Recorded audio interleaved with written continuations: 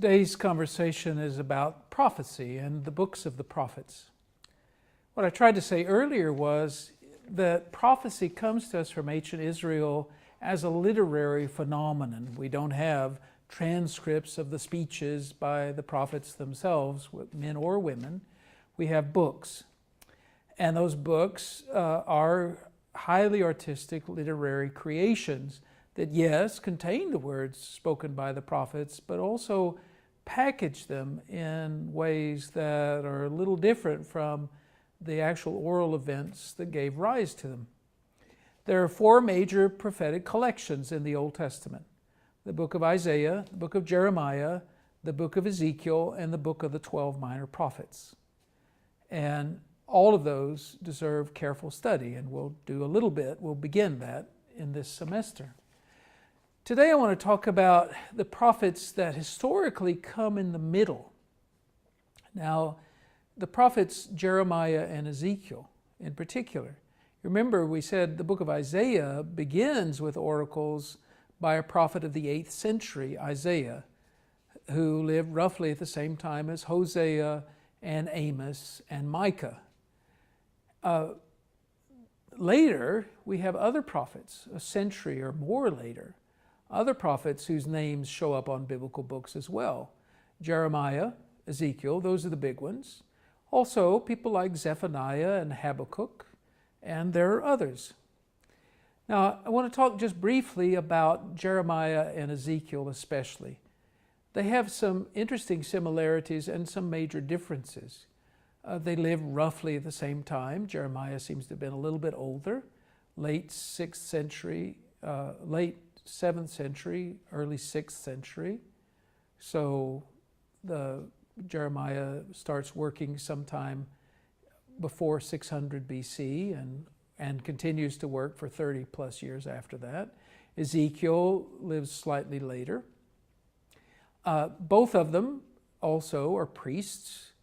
Ezekiel talks a great deal about the priesthood and the temple and sacrifice and so on, and really does think in a very priestly mode. Jeremiah's priestly material is a little thinner. He has a different voice, but priesthood is important to both men and to understanding both men. Thirdly, they're similar in that they both experience the tragedies of exile and deportation. Ezekiel is among that group of people who were carried away to Babylon before the destruction of Jerusalem by Nebuchadnezzar, who had actually deported people from Judah twice before finally being fed up with rebellions there and destroying it all. Jeremiah was not deported to Babylonia, though he did have communication with people in Babylonia. He ended up instead being kidnapped, at least that's how the book of Jeremiah portrays it, kidnapped by fellow Israelites and hauled off to Egypt, where his life, where the story ends. We don't know what happened to him. We don't know what happened to most of these prophets or how they died. Now, that's something about the prophets. The books themselves are also quite different. The book of Ezekiel, let's take that first, is a book that has a fairly clear organization. It begins, chapters 1 through 10, with this long story of Israel's tragic fate, which is being revealed from heaven in all these extraordinary visions of the throne room of God and the cherubim flying away from the temple and so on.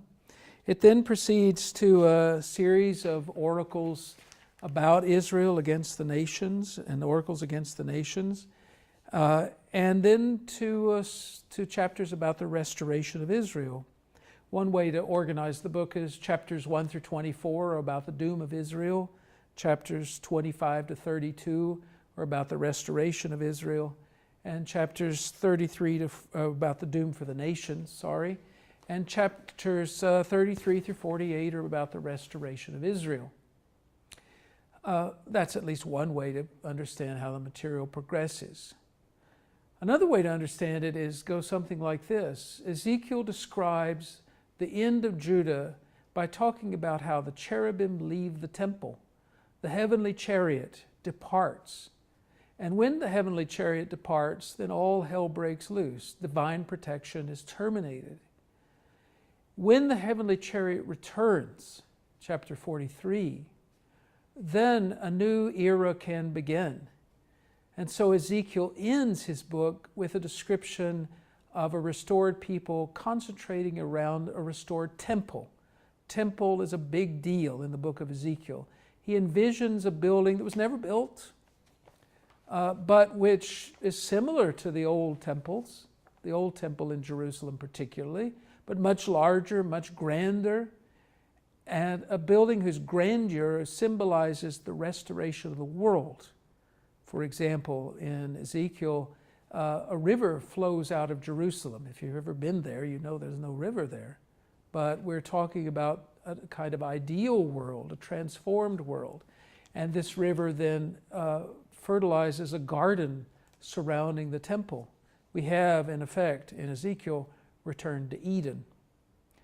The book of Ezekiel is a strange book. Many people find its images off-putting or just weird. But it's a book, a brilliant sort of book as well. I think Ezekiel is a scholar of sorts.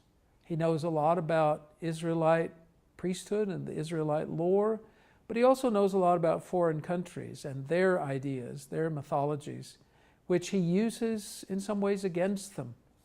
The images of the book deliberately take us into the world of weirdness, because Ezekiel wants to say, yes, the world is not what you think it is. It's topsy-turvy and upside down, but it will be made right in time. Now, Jeremiah is a slightly different story. The images tend not to be as weird. They do tend to be rather grimmer. It's a book of pain and trauma. Trauma in the life of Jeremiah himself, as he experiences physical violence against himself and opposition of a wide range of people, even accusations of treason because the Babylonians protected him. It's a book of trauma, though not just for him personally, but for the people as a whole.